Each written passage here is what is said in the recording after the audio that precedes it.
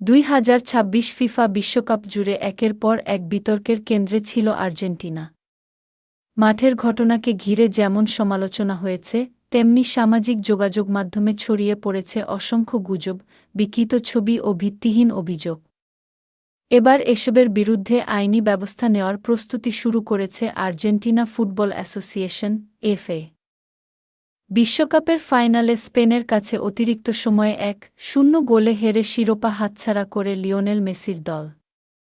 Tournament জুড়ে খেলোয়াড়দের আচরণ, রেফারিং, ফাইনালের উত্তেজনা এবং মাঠের বাইরের নানা ঘটনাকে কেন্দ্র করে আর্জেন্টিনাকে নিয়ে সামাজিক মাধ্যমে ব্যাপক আলোচনা ও বিতর্ক সৃষ্টি হয়।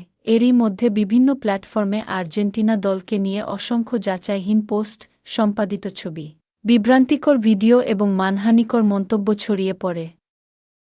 অনেক জায়গায় দলটিকে চোরের দল বলেও কটূক্তি করা হয়, যা নিয়ে ক্ষুব্ধ এফএ। আর্জেন্টিনার প্রভাবশালী সংবাদমাধ্যম লা নাসিওন এর তথ্য অনুযায়ী, বিশ্বকাপ চলাকালে দল ও ফুটবলারদের বিরুদ্ধে চালানো মিথ্যা প্রচারণার ঘটনায় আইনি ব্যবস্থা নিতে কাজ শুরু করেছে।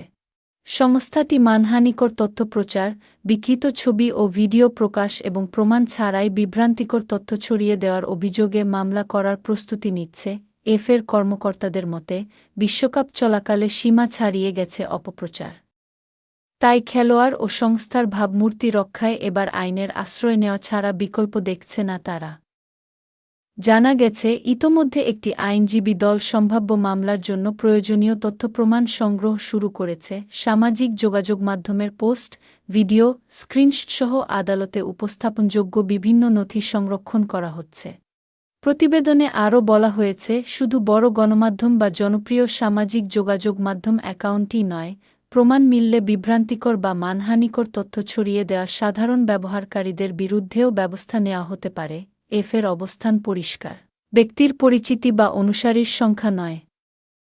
তথ্য বিকৃত করে অপপ্রচার চালানোই হবে তদন্ত ও আইনি পদক্ষেপের মূল বিবেচ্য বিষয়। সংস্থাটির বিশ্বাস, এই উদ্যোগের মাধ্যমে ভবিষ্যতে এমন অপপ্রচারের বিরুদ্ধে শক্ত বার্তা দেওয়া সম্ভব হবে।